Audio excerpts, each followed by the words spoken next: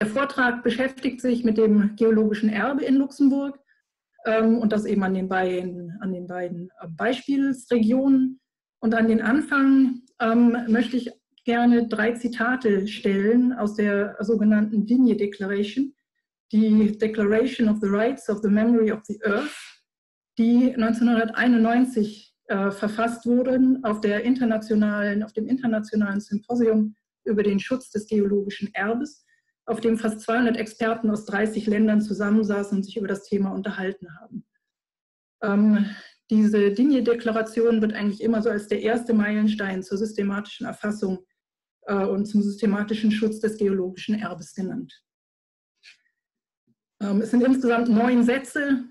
Ich habe 3 und einen Teil eines Satzes davon hier einmal übernommen. Unsere Geschichte und die Geschichte der Erde lassen sich nicht trennen. Ihre Ursprünge sind unsere Ursprünge. Ihre Geschichte ist unsere Geschichte und ihre Zukunft wird unsere Zukunft sein. So wie ein alter Baum die Erinnerung an sein Wachstum und Leben in seinem Stamm bewahrt, so bewahrt die Erde die Erinnerung an ihre Vergangenheit, eingeschrieben in ihrer Tiefe und an der Oberfläche, in Felsen, Fossilien und Landschaften, eine Erinnerung, die gelesen und übersetzt werden kann. Wir waren uns immer der Notwendigkeit bewusst, unsere Erinnerungen, unser kulturelles Erbe zu bewahren. Jetzt ist die Zeit gekommen, unser Naturerbe zu schützen. Die Vergangenheit der Erde ist nicht weniger wichtig als die des Menschen. Es ist an der Zeit, dass wir lernen, dieses Erbe der Erde zu schützen und so etwas über die Vergangenheit der Erde zu erfahren. Wir lernen, dieses Buch zu lesen, die Aufzeichnungen in den Felsen und in der Landschaft, die größtenteils vor unserer Ankunft geschrieben wurden. Bei jeder Art der Entwicklung sollten wir die Einzigartigkeit dieses Erbes respektieren. In den vergangenen gut 30 Jahren hat sich daraus haben sich immer konkreter werdende Ideen entwickelt. Und inzwischen sind 3 Begriffe ganz zentral geworden, die ich jetzt hier auch an den Anfang einmal stellen muss. Ich habe versucht, das schön zu bebildern, dass es nicht zu viel Text ist. Und das sind die Begriffe Geodiversität, geologisches Erbe und geologischer Schutz, auf Englisch Geodiversity, Geoheritage und Geoconservation. Wenn wir mit der Geodiversität anfangen, dann ist die Geodiversität einmal der unbelebte Teil der natürlichen Vielfalt, die wir auf der Erde haben, zusammen mit der Biodiversität, also zusammen mit Geodiversität und Biodiversität zusammen ergeben die natürliche Vielfalt des Planeten Erde. Wenn wir uns die also den nicht belebten Teil angucken, dann ist das die natürliche Vielfalt geologischer, geomorphologischer, bodenkundlicher und hydrologischer Merkmale, vom Prinzip also Materialien, Formen und Prozesse. Im ersten Moment ist die Geodiversität damit ein wertfreier Begriff. Wer geht? Kann ja. Ich das unterbrechen? Ich glaube, ja. du solltest bestimmt einen Vortrag auch zeigen. Habe ich den nicht? Nein, noch nicht. Ah, Iva, du bist ja eklig. Das hättest du mir früher sagen können. Ja, die Zitate waren toll. Gell, die Fotos dazu leider auch. Kannst du mir noch mal sagen, wo ich dazu hin muss, mit Teilen irgendwo? Ja, unten Partager l'écran oder Schirm teilen hast du in der unteren Bildschirm freigeben. Genau. Ich bitte um Verzeihung. Ist es jetzt zu sehen? Nein, dann muss ich noch drücken. Ja, jetzt kommt's. Entschuldigung, ich liefere die Bilder noch mal im Schnelldurchlauf nach, wenn das okay ist. Moment. Kannst einmal oben, ja, da, um es noch voll auf den Schirm zu kriegen. Ja. Anzeige, Anstellung, hast du oben, ja. Oh, klick einmal da drauf. Bildschirm. Referentenansicht, ja.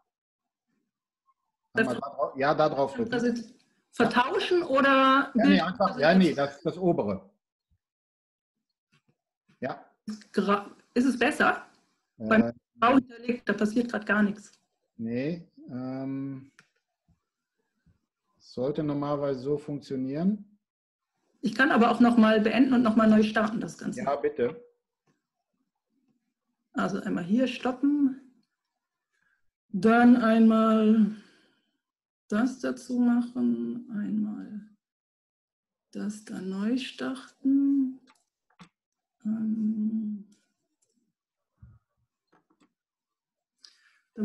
Moment, jetzt da, dann Bildschirm freigeben, diesen da, teilen. Ja, toll. Jetzt muss ich nur noch eine Sache ausprobieren. Jetzt habe ich nämlich auch die Vollansicht und ich hätte lieber die Referentenansicht. Einen kleinen Augenblick. So. Immer noch toll? Ja, jetzt haben wir beide. Also jetzt haben wir die Referentenansicht. Ich mache die es geht auch so für mich. So ist gut. Also dann bitte ich um Verzeihung. Das ist meiner Unkenntnis der Technik geschuldet. Und ich liefere die tollen Bilder, die ich rausgesucht habe, nochmal nach. Also, Alain Faber hat es schon gesagt, Luxemburg besteht aus verschiedenen Regionen, die alle insgesamt ganz toll sind, in denen man ganz viele verschiedene geologische Geschichten erzählen kann.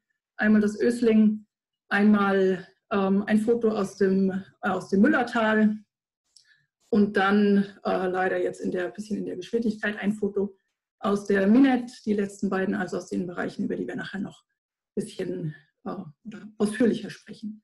Dann hatte ich gesagt, eben aufbauend auf dieser Digne Declaration sind die Begriffe Geodiversity, Geoheritage und Geoconservation entstanden, sind inzwischen definiert und die Geodiversität umfasst eben die natürliche Vielfalt der geologischen, geomorphologischen, bodenkundlichen, hydrologischen Merkmale, im Wesentlichen die 3 Merkmale Material, Form und Prozess damit umfasst. Und es ist ein wertefreier Begriff. Und Biodiversität und Geodiversität zusammen ergeben die natürliche Vielfalt des Planeten Erde. Soweit waren wir schon gekommen. Wenn wir dann gucken, das Geoheritage, das umfasst die Elemente der Geodiversität, die erhaltenswert sind bzw. Schutz verdienen. Das heißt, da steckt eine menschliche Bewertung mit dabei und diesen Elementen wird entweder ein intrinsischer, wissenschaftlicher, pädagogischer, ein kultureller, ein ästhetischer, ein ökologischer oder ökosystemarer Wert zugewiesen. Genau. Und es können sich beim Geoheritage sowohl um bestimmte Plätze, also Geosites, handeln oder auch bestimmte Objekte mit gemeint sein. Und wichtig ist aber, dass diese alle das Verständnis der Erdgeschichte und der Entwicklung des Lebens zugrunde liegen. Also dass sie dafür für das Verständnis der Erdgeschichte und die Entwicklung des Lebens von grundlegender Bedeutung sind. Auch das geologische Erbe ist eine nicht erneuerbare natürliche Ressource, die durch menschliche und natürliche Faktoren beeinflusst wird. Also zum Beispiel Zerfall durch Verwitterung, durch Erosion, der Klimawandel kann eine Rolle spielen oder der Mensch, der entsprechend abbaut oder den Boden umgräbt. Für die Geoconservation gibt es einen ganzen Schwung von Definitionen. Ich habe mich auf eine sehr allgemeine hier beschränkt und sage, die Geokonservierung, der geologische Schutz, umfasst spezifische Verfahren der Inventarisierung, der Bewertung, der Erhaltung, der Wertschätzung und der Überwachung, die dem Erhalt und der Verbesserung des geologischen Erbes dienen. Und vom Prinzip eben das nachhaltige Management des geologischen Erbes. Man sieht unten am Rand ein paar Bilder, wie das umgesetzt wurde.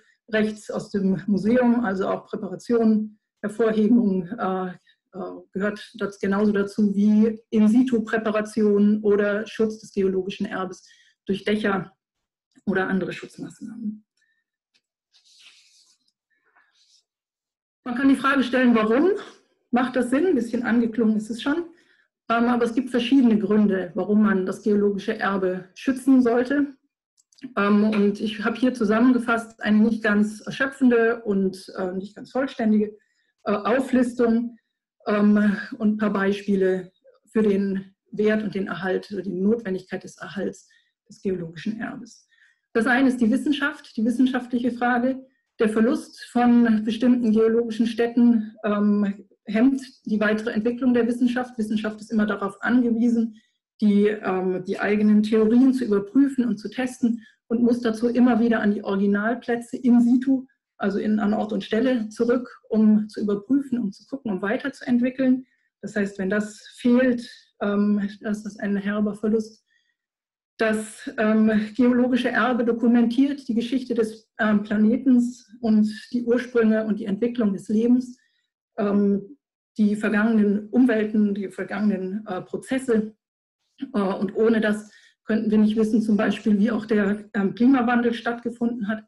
Und das geologische Erbe bietet Habitate für gefährdete Tier- und Pflanzenarten.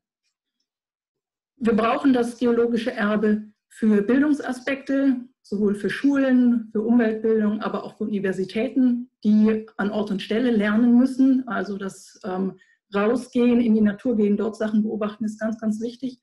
Und auch nicht nur im Bereich der Geowissenschaften, sondern auch der Ingenieurwissenschaften, in denen man ja natürliche Prozesse erfassen, analysieren muss, dafür spielt die Natur, die Geologie vor Ort eine ganz wesentliche Rolle.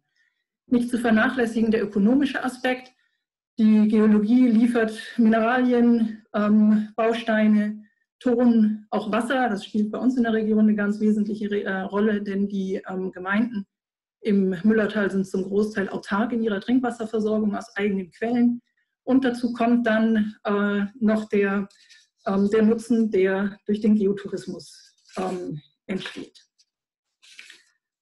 Noch eine weitere Folie, dass die Erholung ganz allgemein, Erholung, Entspannung, ländlicher oder Geotourismus, auch die Sammler lieben es, draußen unterwegs zu sein und können das eben nur, wenn entsprechend Bereiche geschützt sind.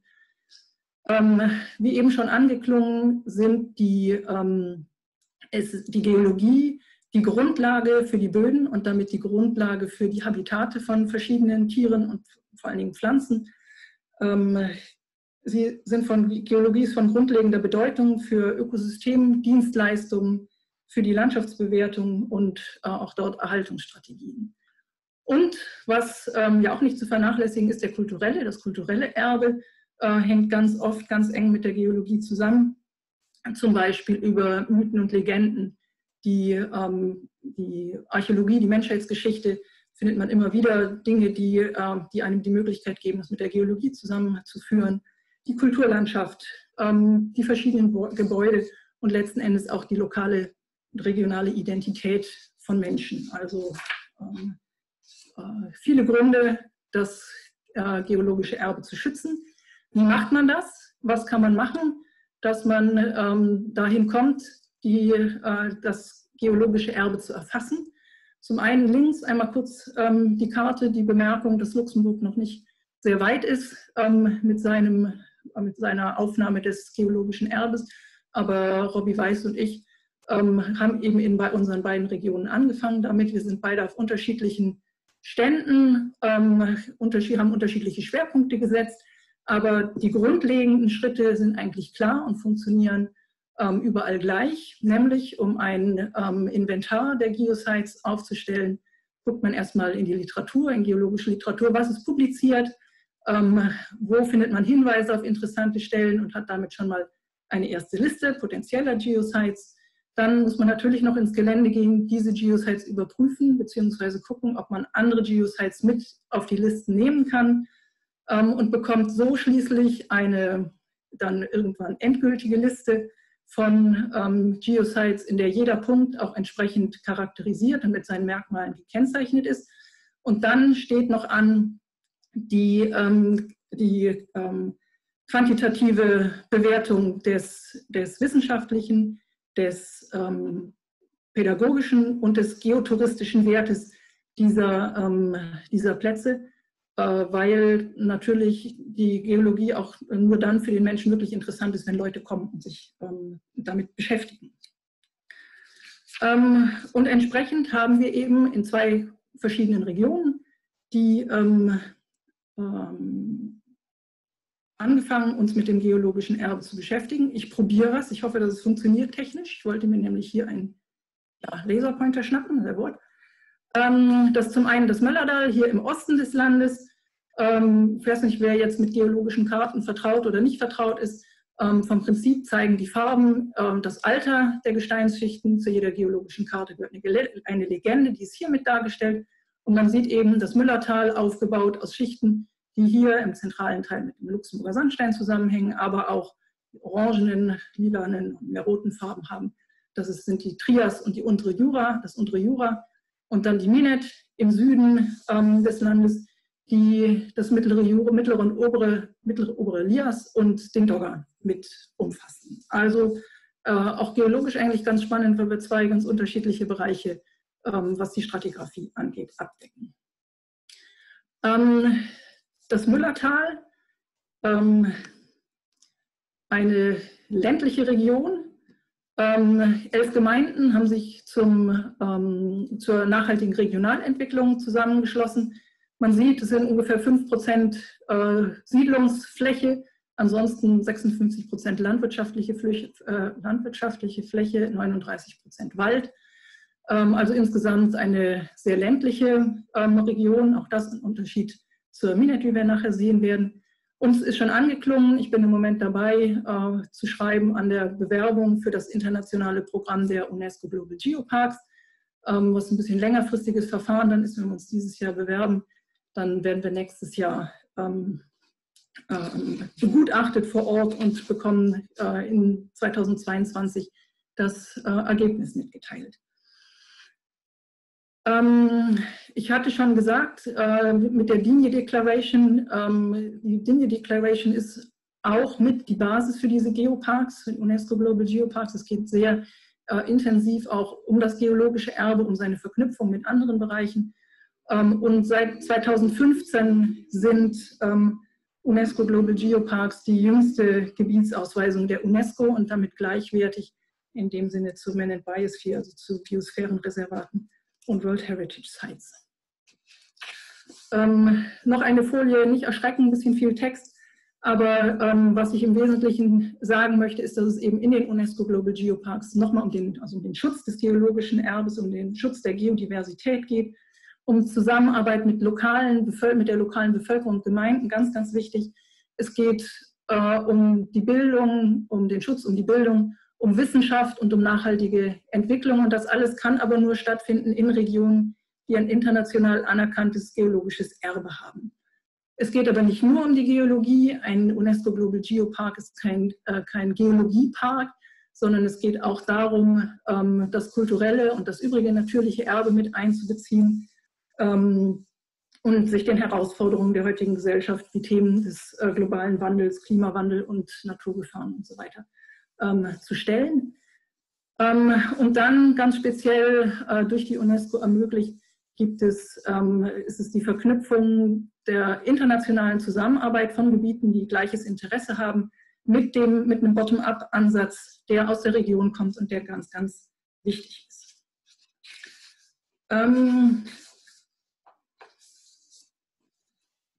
Jetzt dann aber mal ein paar Bilder aus der Region. Der Luxemburger Sandstein, das was blau in der Fläche ist, vor 200 Millionen Jahren abgelagert am Meeresboden, der heute, nachdem er dann eben gehoben wurde und durch die Flüsse wieder eingeschnitten wurde, eine der imposantesten Sandsteinlandschaften Westeuropas bildet. Das ist ein Sandstein, der aus Quarzkörnern besteht, die mit Calcit zusammengeklebt, zementiert sind. Und streng genommen müsste man eigentlich sagen, dass es zwei Arten von Sandstein gibt. Das ist einmal das, was hier so gelb dargestellt ist, einmal das, was in dem helleren Farbton sich zeigt an der Felswand.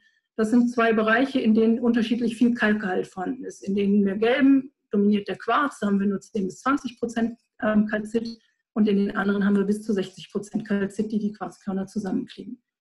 Man sieht hier auf dem Foto auch schon ganz schön verschiedene Schichtungen, die noch die Geschichte der Ablagerung im Meer erzählen.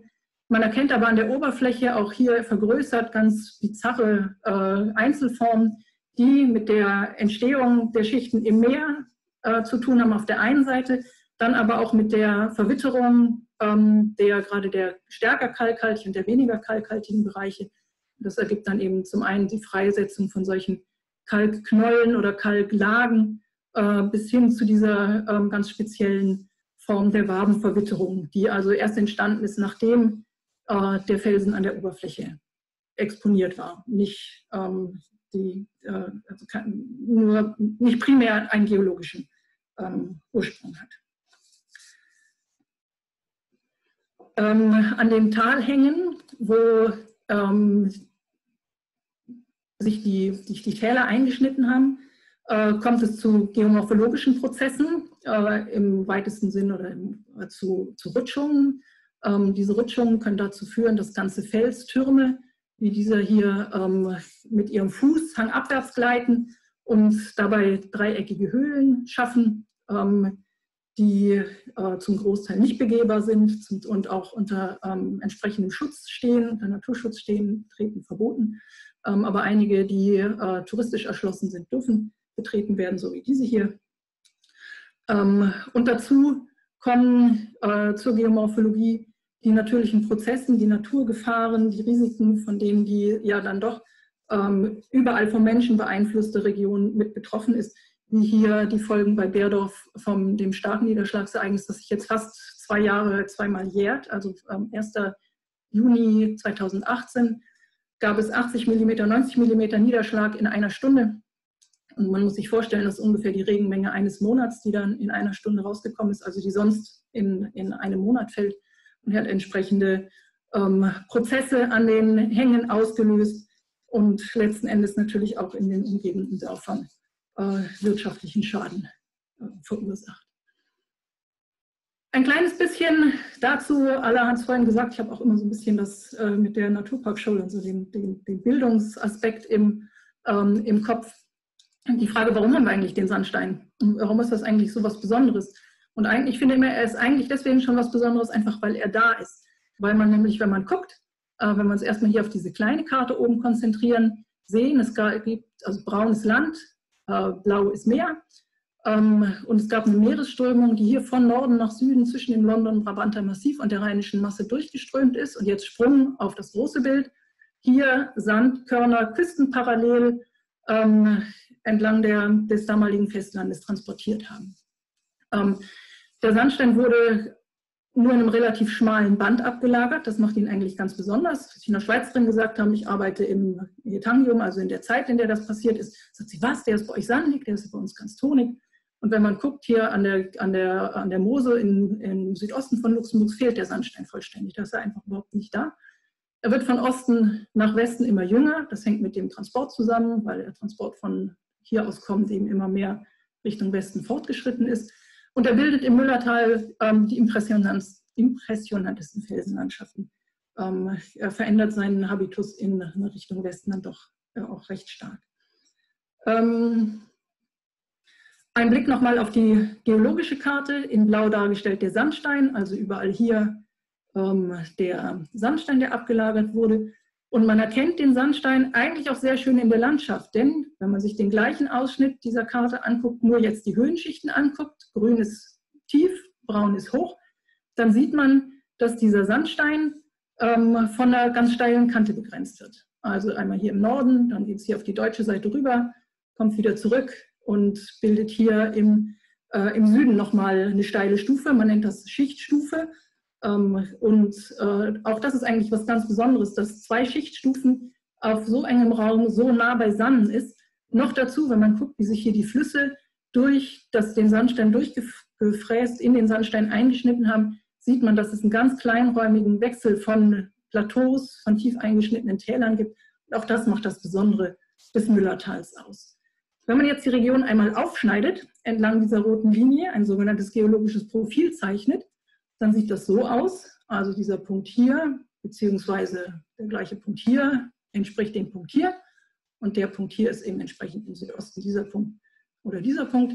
Dann sieht man jetzt in den Farben, wie es eben auf der geologischen Karte immer dargestellt ist, hier den Luxemburger Sandstein, der aber unterlagert wird von anderen Schichten, einmal Schichten aus der Zeit des unteren Jura, aber dann eben auch die gesamte Trias, die man hier im Südosten beziehungsweise auch im Nordwesten mit erkennen kann. Und auch dort finden wir natürlich geologisch besondere Dinge, wie zum Beispiel den Dolomit, weil die Schichten unter dem Luxemburger Sandstein liegen, ja auch älter sind, dort landschaftsbildend steile Stufen bildet. Und auch dort finden wir in den Flusstälern zum Beispiel Felsstürze, große Rutschungen, die uns ganz viel erzählen über die Entstehung der Landschaft, warum die Landschaft heute so aussieht, wie sie aussieht. Dazu kommt eine dritte Gesteinssorte, die ganz wesentlich ist, das ist der Mergel. Das ist ein sehr toniges Gestein, das nicht fähig ist, steile Felswände zu bilden aufgrund seiner Zusammensetzung. Dort sehen die Landschaften, wo der Mergel im Untergrund ist, eher flachwellig aus, wie hier in der Gemeinde Bech, Gemeinde Nommern. Und wenn man ein bisschen genauer schaut, springt also nicht so sehr ins Auge, aber findet man auch in diesen Mergelflächen ganz besondere geologische Dinge, die als Geosites klassifiziert werden können. Wer im naturschutzfachlichen Bereich unterwegs ist, wird sie kennen. Hier ist, für den, der es nicht weiß, der sieht vielleicht, hier ist ein bisschen grün und ansonsten ist viel braun außenrum. Braun, das sind die Blätter, und das Grüne zeigt, also das Laub, das im Herbst runtergefallen ist. Und hier in dem grünen Bereich, der zeigt an, dass hier Wasser zur Verfügung steht, dass hier Wasser ist.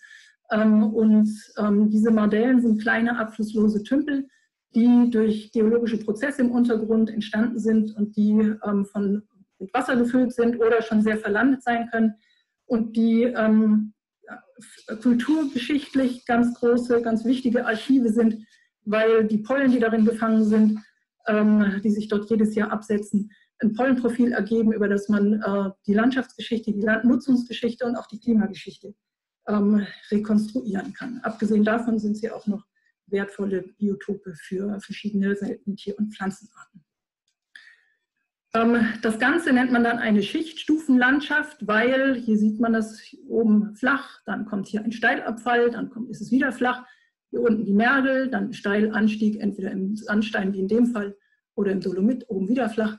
Das heißt, die Region ist eine sehr kleinräumige Schichtstufenlandschaft, was recht Außergewöhnliches ist. Und dadurch, dass sich immer wieder wasserdurchlässige und wasserundurchlässige Gesteinsschichten miteinander abwechseln, haben wir es mit ganz viel Unterschied oder mit verschiedenen Sorten von Grundwässern zu tun. Denn das Wasser, was im Gestein versickert, nimmt die Mineralien auf, die sich im Gestein befinden. Und im Fall des Buntsandsteins ist das sehr eisenhaltig, sehr salzhaltiges Wasser. Und aus dem Luxemburger Sandstein tritt Wasser, das einen relativ hohen Kalkanteil hat, sodass sich hier Kalktuffquellen wie in der Gemeinde Constorf bilden können. Eine Frage um kurz zu beleuchten, die Frage des Schutzes, der Schutzmöglichkeiten, ist schon angeklungen, Luxemburg hat keine direkten Unterschutzstellungsmöglichkeiten für Geosites expliziter Art, aber es gibt verschiedene Möglichkeiten. Also die Geosites können trotzdem geschützt sein über andere Gesetze. Das zum einen, also nochmal unsere Region, das Müllertal, und farblich dargestellt einmal nationale Monumente. Das ist eine Möglichkeit, die Geosites zu schützen. Es geht auch über die Naturschutzgesetze oder Naturschutzbereiche, die Naturschutzgebiete bzw. Natura 2000 Flächen. Und dann habe ich noch mit eingetragen die Trinkwasserschutzzonen, weil ja auch dort ein gewisser Schutz und gewisse Verbote, Restriktionen gelten, sodass ein Großteil der Flächen eigentlich dann doch geschützt ist. Einmal noch in Rot mit dargestellt, der regionale Wanderweg.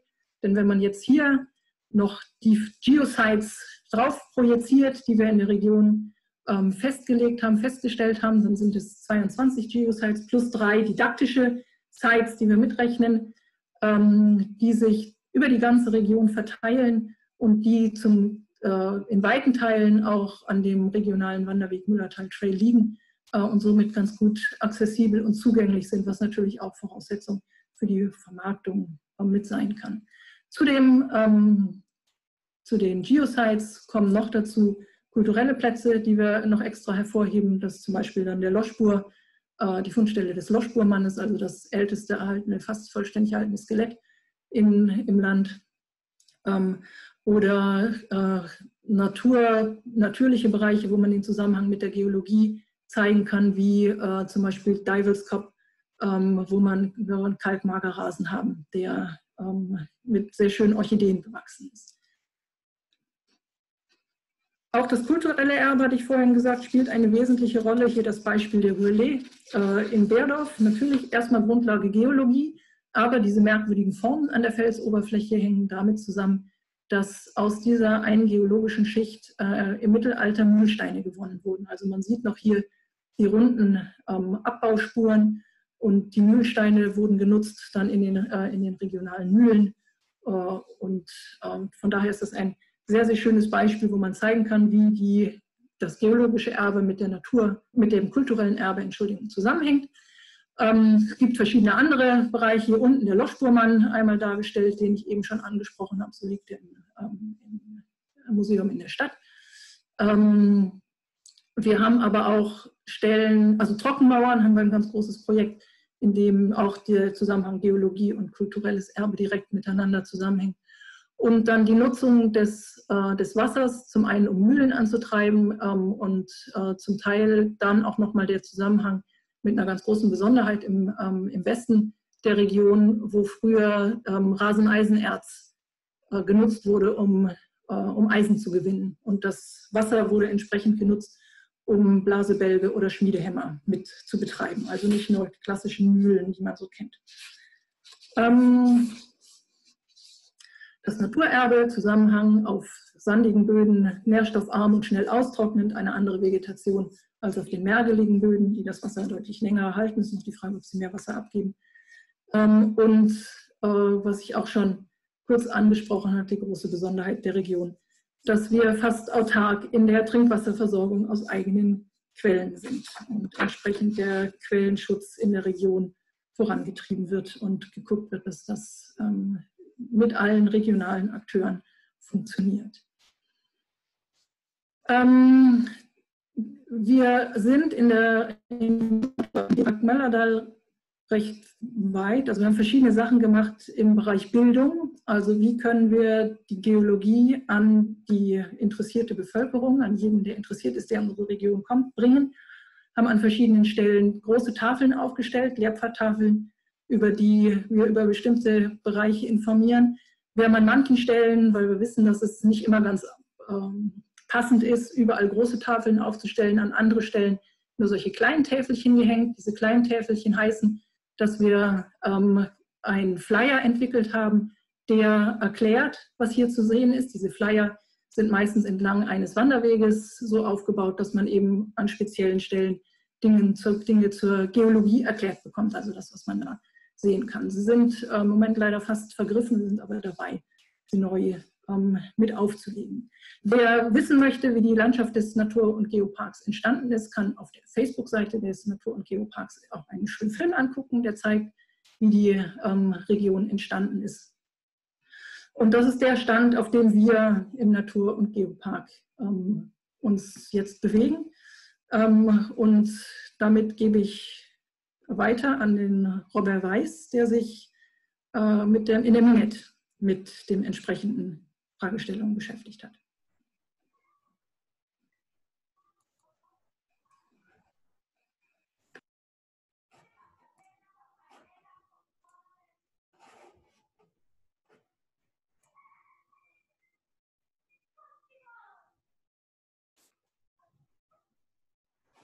So, moin an alle Guten. Ich mache dann op Lützeburg weiter. Merci Birgit für den Abblick an den Natur- und Geopark Möllerdal. Wir gehen da geografisch ein bisschen rauf an den Süden vom Land, wobei wir dann auch geologisch ein bisschen mehr jungen Schichten sind, wie man logisch schon Werte gesehen. Werden aber nach Kasoen, dass den Möllerdal an der Minette sich ganz gut ergänzen. Weil, wie gesagt, wie Birgit gesagt hat, am Möllerdal haben wir Schichten aus der Triaszeit und aus dem innersten Lias, also aus dem allerinnersten Jura. An der Minette haben wir am Anfang die Schichten, die direkt danach kommen, an der Stratigraphie, und zwar die aus dem mittleren Lias, ewigste Lias an dem Dogger. Das heißt nicht, dass der Rest vom Gutland nicht interessant wird, Wir fanden am Müllertal an der Minet fanden wir ganz gut Beispiele, die ganz repräsentativ sind für die komplette Geologie von dem Lützburger Gutland. So, Minet ist natürlich auch als Ausgangsbasis eine ganz andere Region wie der Müllertal. Das ist eine ganz stark urbanisierte Region mit einer industrieller Vergangenheit und auch teilweise industrieller Gegenwart. Wir haben über 170.000 Einwohner auf 11 Gemenge verteilt. Wenn ich von Minet schwätze, schwätzt man von den Gemengen, von den 11 Gemengen, die am Syndikat Pro Süd vertreten sind. Das geht von Kersching bis auf Dietling, über Beteburg und auch Monarisch gehören dann noch in dem Sinn zu der Region Minet. Die Region, respektive den Syndikat Pro Süd, unterstützt dann noch die Kandidatur für den UNESCO Man and Biosphere Label, also Gemenkehand Biosphäre-Reservat genannt. Die Kandidatur ist am letzten September fertig gemacht und UNESCO weitergeschickt ging. Wir werden am Anfang bei Antwort von der UNESCO, die soll am Juni kommen. Durch die Corona-Krise ist das allerdings ein bisschen noch gerutscht. Und wir hoffen, dass wir dann am Herbst von diesem Jahr eine Antwort kriegen, ob der Minet offiziell von der UNESCO als Man and Biosphere Label, der Label dann auch kriegt. Und, verschiedene Leute freuen sich, für was der Minet so extra aus sich, dass der muss ein UNESCO-Label kriegen. Weil der Minet ist ganz einfach ein immens gutes Beispiel für Zusammenspiel zwischen dem Mensch und der natürlichen Umwelt. Wie wir alle wissen, ist der Minet ganz stark industrialisiert gewesen durch die großen Eisenerzgruben und noch die Ciel ouvert, die Tagebaugebiete, die bis an 70er Jahren ran nach geschafft wurden. Und das ist am Anfang Grundlage von der heidischen Landschaft. Die heidische Landschaft, wo durch Naturschutzgebiete geprägt sind, wo ganz rar Pflanzen und Tiere vorkommen, wo teilweise die höchste Biodiversität hier am ganzen Lützburger Land zu finden ist. Und das Interessante unter Minet ist eben gerade, dass die Landschaft, die Biodiversität, die Vielfalt recht durch die Intervention vom Mensch möglich ist. Weil vor dem Eisenerzaufbau hat man Minet hier auf den Kuppen am Anfang in relativ normalen Busch, wie auch auf andere Plätze am Gutland findet. Und das genau den Aspekt, das Zwischenspiel zwischen Mensch und seiner Umwelt, das für UNESCO auch interessant ist. Und das ist auch der Grundgedanke von der Kandidatur. So, dann zur Geodiversität an der Minet. Was doch speziell an der Minet ist, wir haben hier am Süden vom Land eine relativ hohe geologische Diversität. Wir haben 4 geologische Formationen, die an dem Gebiet vorkommen. Und ich werde an den nächsten Slide ein bisschen mehr im Detail auf die angehen. Hier just ganz kurz. Hier sehen wir das Gebiet an der geringer Farbe, das ist der sogenannte Grès Medioliacique, das ist der Mittellias Sandstein, die vor allem an der Gemeinde Kersching vorkommt. Bekannt sind zum Beispiel Griechten, das sind so kleine Schluchten, die an den Mittellias Sandstein sich gefräst wurden. Das ist eine relativ typische geologische Formation eben vom Südwesten vom Lützburger Land, die wir hier haben. Dann haben wir hier hellblau den Schist bitumineux, auch nach Uhleschiefer genannt. Den erstreckt sich grosso modo links und rechts vom Trasse von der Collectrice du Sud. Und das auch beim Bau von der Collectrice du Sud, wo da ganz interessante Fossilien gefunden sind. Dann haben wir natürlich Minet aus sich, also Eisenerz, das jeder kennt. Iwer der Minet dann Dogger Plateau, wo man dann auf Kalkstein, zum Beispiel den Rümmlinger Kalk stehen, den an große Karrieren aufgebaut wird. Wir gucken uns da die Formationen ein bisschen am Detail an. Also wie gesagt, den sogenannte Schist-Bitumineux, den Ölschiefer oder Posidonienschiefer, auf Deutsch genannt Schist-Karton, weil ein bisschen so gliederisch ist am Abschluss. Den ist ungefähr 180 bis 179 Millionen Jahre alt. Wie gesagt, ähnliche Jura als einer Zeitepoche, die sich Toarcium nennt. Mächtigkeit von der Schicht ist zwischen 45 und 65 Meter. Was so speziell ist, wir haben keinen permanenten Abschluss an der Formation. Das heißt, wir haben keinen Platz, wo der Posidonienschiefer permanent kann gesehen. Wir können am Anfang immer zu Vierschein bei größeren Chantieren, wie zum Beispiel hier innen längs, das war das Logistikcenter zwischen Dietlinger und Betebusch.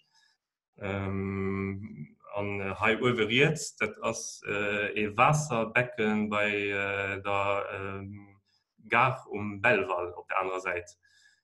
Das heißt, wir sehen am Anfang den Ölschiefer immer an den temporären Abschluss, was ich wieder gesagt habe, was speziell ist und dem Ölschiefer, was speziell interessant ist, für Eis, ist immens fossilienreich. Fossile sind noch immens gut erhalten. Teilweise ganz Glätter von Fischsaurier, wie hier oben links, wo man einen Ichthyosaurier, einen Fischsaurier, der noch am Naturmuseum ausgestellt ist. Dann haben wir natürlich auch inneriert einen Fisch, ein Fisch, den heißt Luxemburg Ichthys, den hast du noch Lützeburg benannt. Und den hast zu Schuler von gehen, wie du Deisebunslin gebaut hast.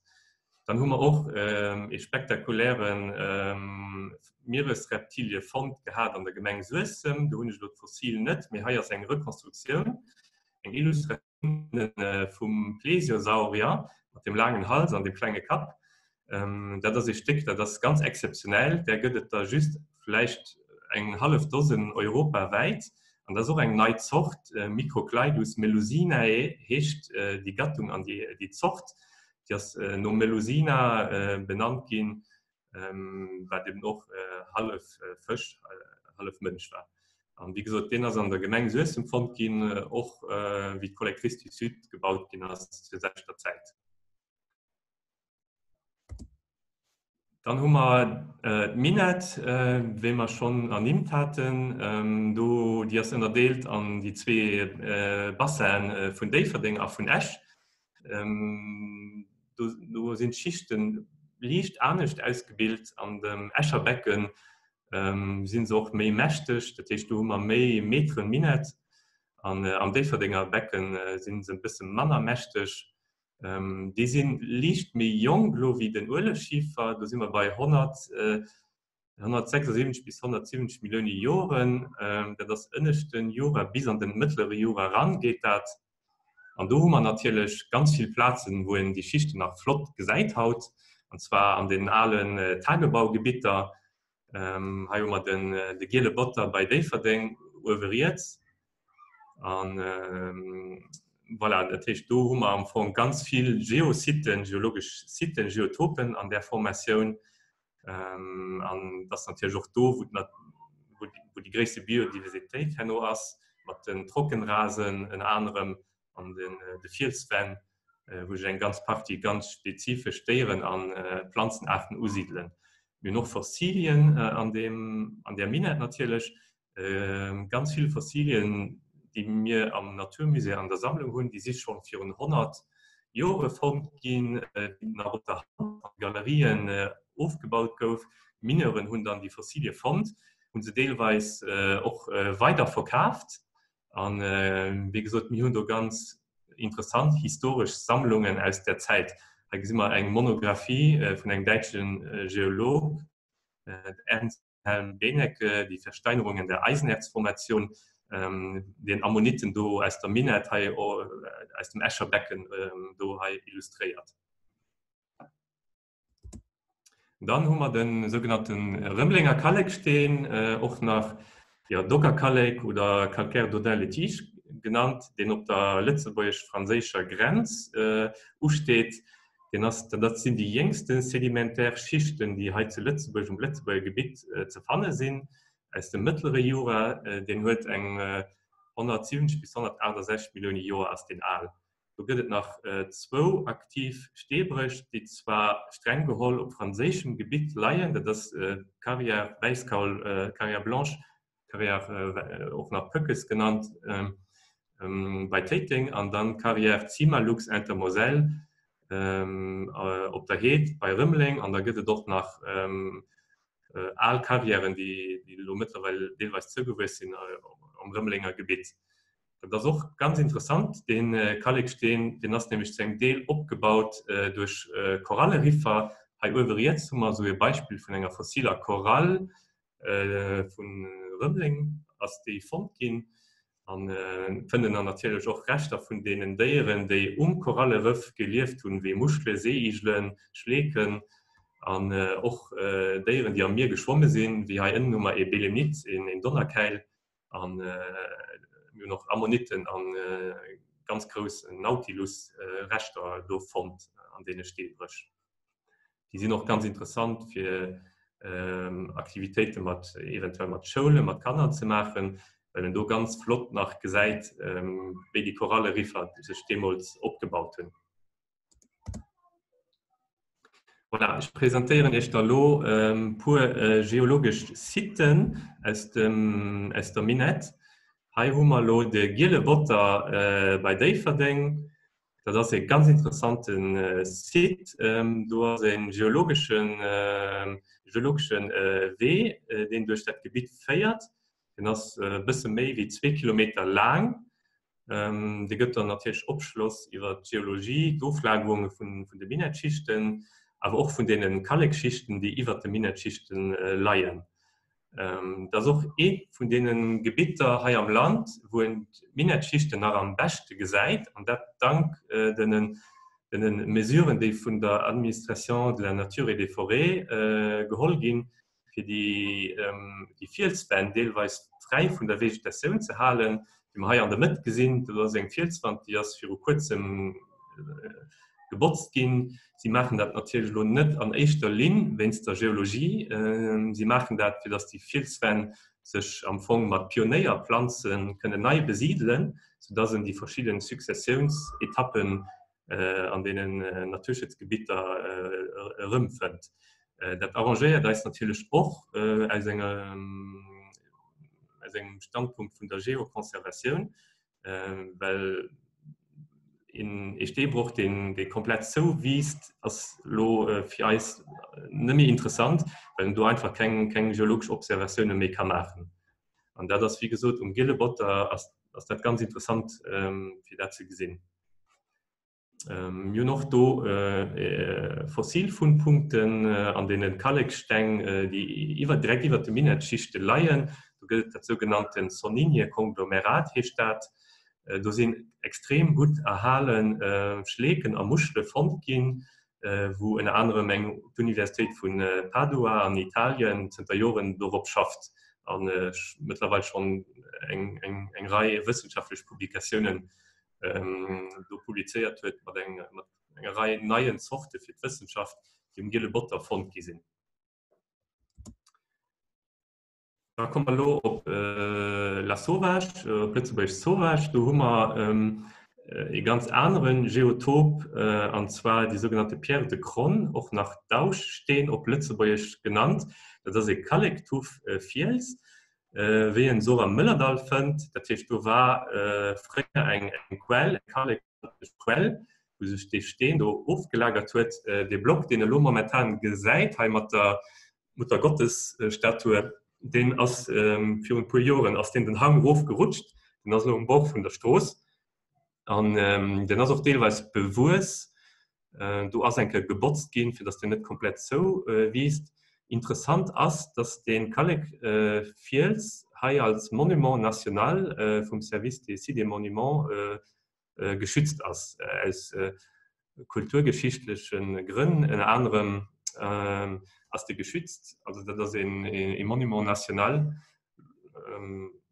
an den genießen eben speziellen Schutz, und dafür sind auch Mesuren, die da geholt gehen, für den Teil, was von der Vegetation frei zu halten, für den an dem Zustand zu erhalten. Da sind wir noch an den sogenannten Weißkaulen zu Römling, das wie gesagt eng Stehbruch gewircht, wo Kalk aufgebaut gouf, den aber schon seit enger Reihe Jahren was ganz stark zugewusst war. Da gibt mal ein Bild von letztem Jahr. Du hast auch ein bisschen gebotzt gehen, weil auch Kalk Magerrase sind mit Orchideen, die das nicht so wiest. Als dann noch den Front Detail, also Stehbruch fand, dass die auch etwas freigelöscht gehen von der Vegetation. Da gesagt auch, da sind wir Matzen am Korallenriff, Matzen am fossile Korallenriff, gesagt am Anfang ganz gut, wenn der Lomino und die Felswand gehen, wie die Korallenriffe sich abgebaut haben. Dann haben wir ein Beispiel für seinen fossilen Korallenskelett von der Gattung Isastrea, nachdem uns die hefest Korallengattung war, die Römlinger Riffe abgebaut wird. Das, wie gesagt, ist Sit, wo man Publikum kann ganz flott weisen, wie zur Jurazeit, zur mittleren Jurazeit die Ökosysteme waren. Wie gesagt, da hatten wir viel mehr warm Klima. Wir waren heute zu Lützburg an einem flachen Meer. An die Korallenriffe von Römling, das waren zu der Zeit die nördlichste Korallenriffe, die zu der Zeit gab. Also das ist schon ganz interessant, die Geschichte von den Korallenriffen da. Voilà. Dann haben wir noch ein anderes Site, wo man nicht vielleicht direkt an Geologie denkt, das den Zollver, das auf Französisch ein But témoin, auf Deutsch in Zeugenberg. Längst gesagt, den Zoll war knapp an der Lütschet, an jetzt gibt dann den Bierlister Galgebirsch kommen. Jetzt sind von Erosionsrechter, genauso wie auf der Gehansbirsch bei Diedling, Erosionsrechter von den Doggerschichten, von der Minetformation, die am Anfang dem Hauptplateau 4 gelagert sind. Dann das eine geologisch interessante Landschaftsform. Da gibt es eine Disziplin, die ein bisschen zwischen Geografie und Morphologie. Da hat Birgit schon Beispiele aus dem Möllerdal gewiesen, an den Zollver knapp, also am Anfang flott Beispiel für seinen geomorphologischen Geosit. Zollver knapp sind dann noch so Aussichtsplattformen, würden dann einen relativ flotte Blick jetzt gesagt de Bellwal eben ob das Flachland, die Lias-Ebene, wie wir das nennen, voilà, da kann man dann ein bisschen geologische Geschichte von der Landschaft kann man nur vollziehen. Die Lohn Formel nicht mehr existiert, das den ehemaligen Tunnel von Suftsche bei Diedling, das ist ein Eisenbahnausschnitt, gesehen, den auf der Foto längs, das ist die Eisenbahnstrecke zwischen Lützeburg-Peterburg an Frankreich. Das war vor dem Zweiten Weltkrieg, war da den Tunnel, den das dann von den deutschen Besetzer aus der gesprengt ging während dem Zweiten Weltkrieg. Nach dem Weltkrieg, als du ein Tranché ouvert gelöscht ging, und zu der Zeit war ein anderer der Lützeburger Geolog Michel Lucius beteiligt und hat auch eine Publikation zu dem Tunnel gemacht. Das sind nämlich ganz interessante Schichten, die da stehen, die doch so am Lützeburger Land schießt, auf der Platz gibt, mit auch in anderen ganz viele Fossilien. Dann war das so gewesen, und dann 2003 hat CRL ein neues Chantier gemacht, wo die Tranché verbreitert gouf. Bei der Gelegenheit hat den Naturmusee do eng offiziell Ausgrübung gemäht. Da haben wir in einem Profil abgeholt, wo ich statt an einer vereinfachter Version weisen, mit der Verbreitung von den verschiedenen Fossilien, die wir da tun, auf den verschiedenen Niveauen. Natürlich die üblichen Belemniten, Ammoniten, die ganz heftig sind, die aber wichtig sind für die Schichten, können anzuwenden als Leitfossilien, und noch den Alter von den Schichten zu bestimmen.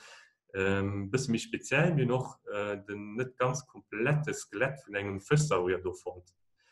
Wie gesagt, das ist auch ein Beispiel von einem Geosit, von einem Fossilien-Geosit, den zwar wie gesagt, in der Form nicht mehr gibt.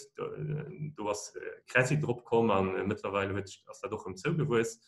Wir haben da ein ganz paar Fossilien an der Sammlung vom Naturmuseum.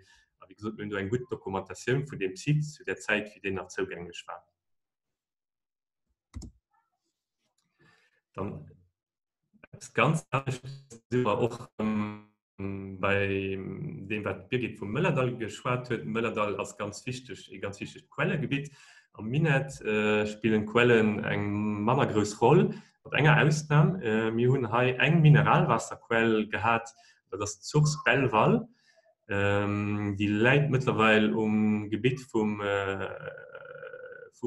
Industrie, Terra Bellwall.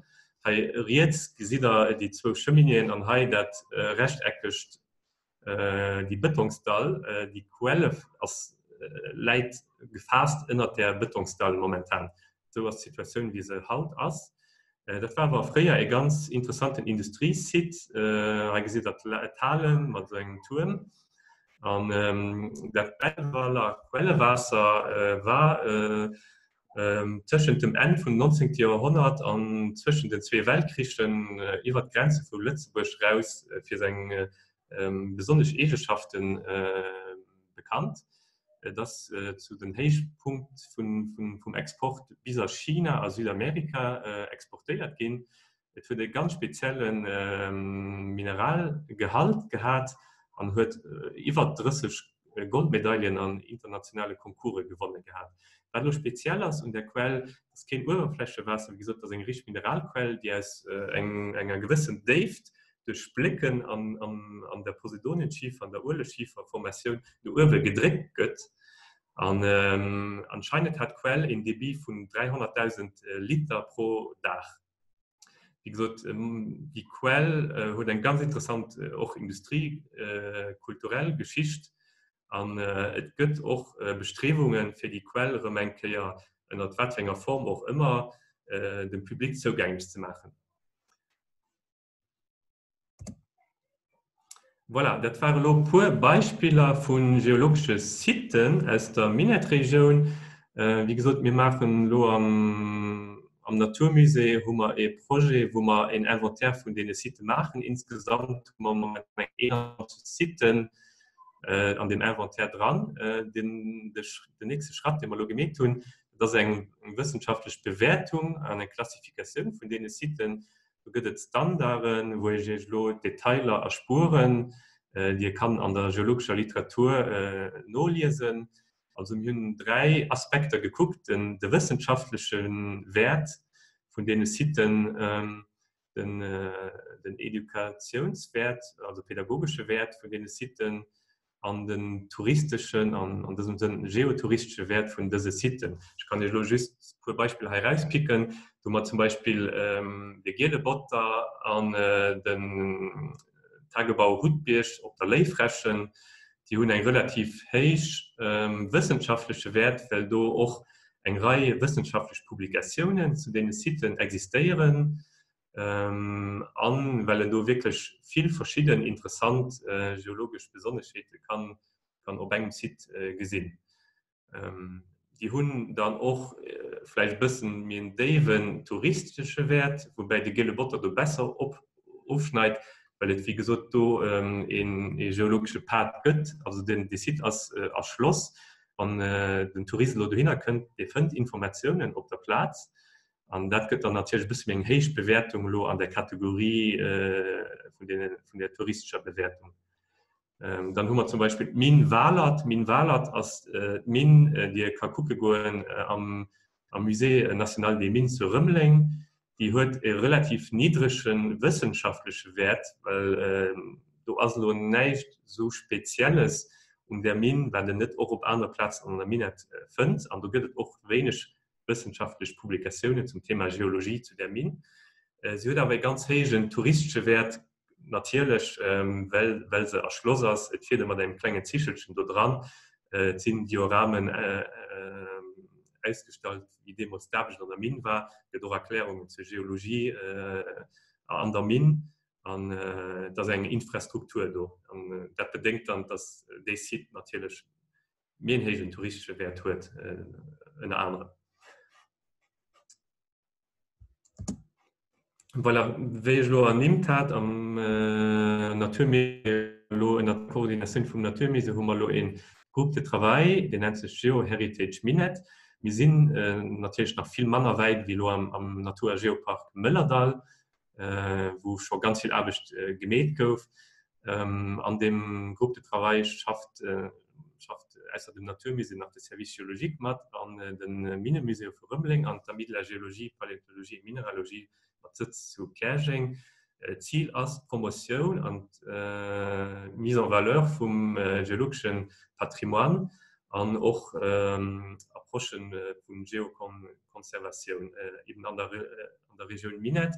Und das Ganze am Anklang mit dem zukünftigen, wie wir hoffen, Biosphärenreservat UNESCO Men and Biosphere Minet.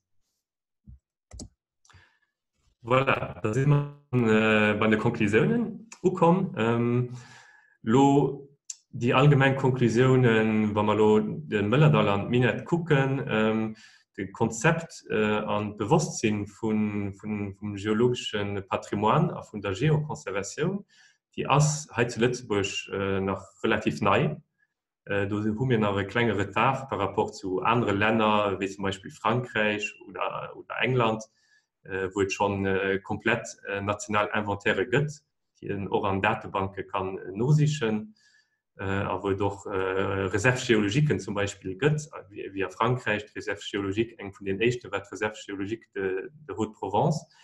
Die Länder sind natürlich viel mehr weit, viel mehr da. Was zum Beispiel fehlt, also den nationalen Inventär von Geositen, da schaffen wir am Möllerdal drin, und noch am Minet.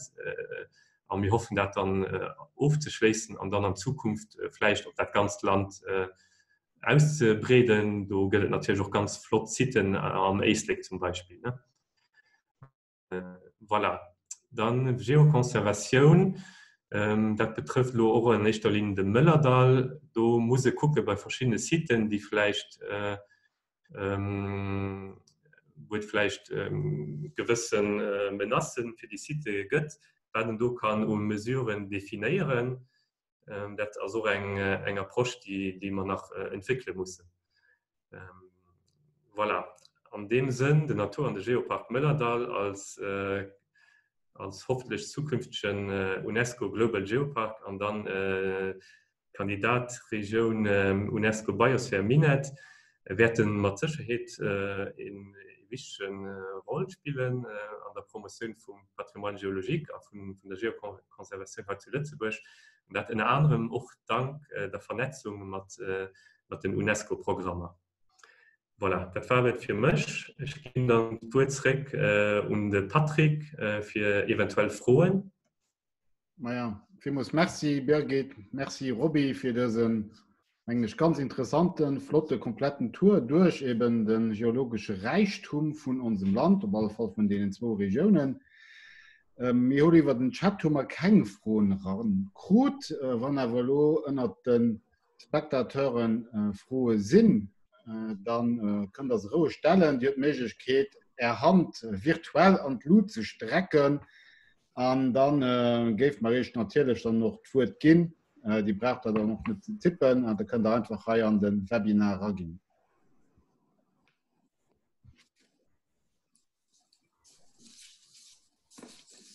Ich hätte vielleicht eine Frage für uns. Wie läuft dann da los, so eine Inspektion auf, wenn sich da so UNESCO-Leute vorstellt, die dann nach Plötzebüsch kommen und dann sich die Sache dann da, sie muss ja kommen, sie muss zur Klasse kommen, für sich die Sache da angucken zu kommen. Wie läuft das auf? Oder wie kann man sich das vorstellen? Ich kann die Antwort natürlich nur für den UNESCO Global Geopark geben. Das ist so, dass am Anfang ein 50-seitiges Dossier eingereicht werden muss, in dem man schon ganz bestimmte Fragen beantwortet. Und wenn dann 2 Gutachter kommen, das sind 2 Personen, die aus anderen UNESCO Global Geoparks kommen, die entsprechend geschult sind, die gucken sich die Region an und schauen, ob das, was man zum einen in die Bewerbung beschrieben hat, auch tatsächlich so ist und wollen ganz viele verschiedene Aspekte sehen. Zum einen auch das geologische Erbe natürlich, auf der anderen Seite aber eben auch ganz viele Beispiele dafür, wie sich die Region entwickelt auf der Basis des geologischen Erbes. Also es geht ja nicht nur darum, die Geologie an sich zu promoten in dem UNESCO Global Geopark, sondern die Idee der Regionalentwicklung weiterzutreiben. Also zu gucken, wie ist es mit den regionalen Produzenten, was ist mit dem natürlichen Erbe, wie ist das mit der Geologie verknüpft, was wird da gemacht. Und zwar es ist dann so, dass die Gutachter 3 Tage in der Region sind und wir am Anfang einen Programmvorschlag machen, was wir ihnen alles zeigen möchten und sie dem zustimmen oder sagen, sie möchten gerne noch andere Dinge sehen dann, ja, wie gesagt, geht es eben sehr, sehr viel um diese Regionalentwicklungsgeschichten, auch um die regionale Ökonomie und also um die 3 Aspekte der Nachhaltigkeit letzten Endes, um Ökonomie, Ökologie und den sozialen Bereich. Und ja, dann bewerten sie das entsprechend nach ihren Kriterien und machen ein Gutachten, das sie dann wieder an die UNESCO reichen.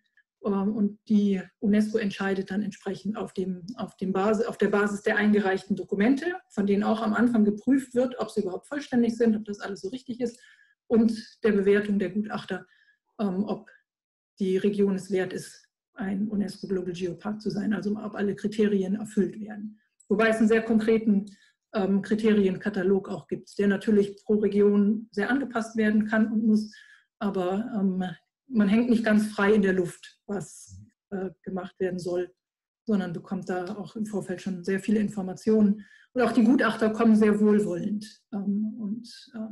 Das ist der Vorteil an diesem internationalen Netzwerk, dass man eben wirklich mit vielen Leuten in Verbindung steht, die alle das gleiche Ziel haben. Und so dass man dann auf Netzwerktreffen voneinander lernen kann, gucken kann, wie machen andere Regionen bestimmte Themen, was kann man da sich abgucken eventuell, was kann man selber für Ideen einreichen, sodass sich die Regionen letzten Endes gemeinsam entwickeln. Wie viel der Geopark beginnt dann so weltweit? Es sind weltweit im Moment 147 Geoparks in, ich muss gestehen, dass ich die Länderzahl vergessen habe, ich müsste das nachgucken, aber in 30 Ländern. Okay. Und der nächste jetzt zu Luxemburg, das wäre? In Deutschland ist es der UNESCO Global Geopark Vulkaneifel, der einer der ersten Geoparke war, die überhaupt auch, also der mit das europäische Netzwerk gegründet hat. Und in die andere Richtung oder eigentlich in die anderen angrenzenden Länder sind es sehr junge UNESCO Global Geoparks. In Belgien der UNESCO Global Geopark Famenne-Ardennes, das ist so um die Grotte de Hon in der Ecke. In den Niederlanden gibt es einen de Honsruck und in Frankreich muss man ein Stückchen weiterfahren bis ins Beaujolais, um dann an den nächsten Geopark zu kommen. Eng froh am Publikum. Alain, hast du? Eng froh vom Roy Baumann. In welchem Maße spielt der Tourismus eine Rolle bei der Konservierung des Geoparks Möllerdal? Weniger bei der Konservierung, was man als konservierend oder wo man vielleicht den Geopark den Tourismus mit Konservierung zusammenbringen kann, ist die Frage, dass sich der Tourismus, der im Wesentlichen Geotourismus, also naturverbundener Tourismus ist, in welchem Bereich er sich mit Naturschutz zum Beispiel auseinandersetzt, ist die Frage der Wegeführung. Das heißt, dass die Wege nicht unbedingt geführt werden durch Hotspots der Biodiversität. Wir haben ja gerade in den Schlöffen im Natur- und Geopark zum Teil ganz seltene und besondere Farne und Moose. Und um die zu schützen, werden manche Schlöffe eben vom Tourismus auch gemieden, um dann dort eine entsprechende natürliche Entwicklung zu ermöglichen. Auf der anderen Seite sind wir immer darauf angewiesen, unser Wissen auch weiterzugeben. Also ein Geopark, der sein geologisches Erbe versteckt, ist auch nicht, hat keinen Mehrwert. Das heißt, es geht viel darum, auch die ökonomische Seite der Region zu stärken, dadurch, dass der Geotourismus gestärkt wird. Und in dem Sinne ist es mehr diese Schiene, als dass der Tourismus tatsächlich was im Bereich der Konservierung etwas zu tun hätte. Aber er macht die Region zugänglich, das heißt die Wanderwege. Müllertal Trail als Beispiel habe ich genannt. Es gibt aber auch eine ganz große Zahl von kleinen regionaleren Wanderwegen, die man innerhalb eines Tages ganz sehr schön entlang spazieren kann. Und wie gesagt, die führen an vielen dieser Sites vorbei, sodass man die Geologie eben tatsächlich erleben kann. Das ist eine Frage von Herrn Bartolini. Sind andere Lützebauer Regionen, wie zum Beispiel Deisleck, potenziell interessant, hier auch eben so ein UNESCO-Label zu kreieren? Also für die UNESCO Global Geoparks kann man sagen, dass die entstehen aufgrund eines intensiven Bottom-up-Prozesses. Das heißt, das ist nichts, was irgendwie gesetzlich vorgegeben wird, sondern das muss sich in der Region entwickeln. Die Region muss von sich aus sagen, wir wollen gerne uns diesem UNESCO-Netzwerk anschließen und davon profitieren, diesen internationalen Austausch zu haben. Vom Prinzip, wenn sich eine Region findet, die das im Ösling gerne noch probieren möchte, muss natürlich ganz große Voraussetzung erstmal attestiert werden, dass die Geologie eine internationale Signifikanz hat. Und da täte sich sicherlich das Ösling gegenüber der Vulkaneifel zum Beispiel schon ein bisschen schwer, weil das geologisch dann relativ, also deutlich ähnlicher ist als das Ösling zum Müllertal. Von daher, wie gesagt, also das ist die Voraussetzung, man muss erstmal sicher sein, dass das geologische Erbe international anerkannt wird und man braucht den Bottom-up-Ansatz, also es muss aus der Region kommen, der Wunsch. Mhm. Noch ein Froh am Publikum? Alain, hast du vielleicht noch ein Froh, eine Remarque? Mikro? Ja, just vielleicht eine Remarque. Ich meine, es sind effektiv die zwei Gegenden am Lützebauer Land, die, dass man so von den geologischen Schichten geprägt sind, die hängen da mehr am Nähe mit Industrialisation für die Minderheit, und die anderen dann, dass man nach mehr Punkte und Natur, Patrimoine und noch kulturelle Aspekte mit ranbringt. Ich meine, ich trainiere alle Gegenden dort sind gestärkt und dann geht darum, die dann zu präsentieren und am Dossier gut zu verschaffen. Dann denke ich, sind die Chancen einfach relativ groß, dass ein positiver Antwort kann kommen. Ja, dann, wenn eine Wortmeldung soll kommen, melde dich ruhig. Sieht im Moment nicht so aus. Ich habe noch nicht geguckt bei unseren Facebook-Leuten, mal ein ganz leere Remarque aus dem Frankreich raus, von einem Student, den ganz froh war, mal ein die Lützebauer Geografie geworden zu gehen. Naja, wenn da kein froh mehr sind, dann so nicht nach ein Keier dem Birgit Kauger und dem Robbie Weiß. Vielmals merci für Ihren Vortrag, für den auch nach an dieser Zeit dann eben noch können präsentieren zu können. Ich meine noch, dass wir, wenn wir die Konferenz am Museum organisiert hätten, nicht so viele Leute gut hätten, wie wenn wir das online gemacht hätten. Noch ein bisschen Reklam für die nächsten Webinare, die wir organisieren. Für den nächste Woche als Loken, das Vakanz. Das geht dann direkt in den Diensten oder Vakanz, geht da Last, das ist der 9. Juni. Dann allerdings 8 Dauer mit einem Thema, was aber ein bisschen, voilà, du auch ganz viele Leute die interessieren. Du wolltest was zurück zu Lützeburg, für die Letzten, die daran gesehen. Und du invitieren wir dann mehr Dauer auf ein gemeinsames Webinar mit der ANF, also der Naturverwaltung, andere Mengen, die daran sind, mit Laurent Schley, dem Wolfsexpert aus Lützeburg, sind du herzlich invitiert, nach ein Kehr anzuschalten, die schon zu melden, zu registrieren und dann eben das gemeinsam umzuleuchten. Vielmals merci für den Abend, für das Mitmachen und wie gesagt, nach ein Kehr nicht zwei, vielmals merci für Ihre Präsentation. Danke für die Gelegenheit.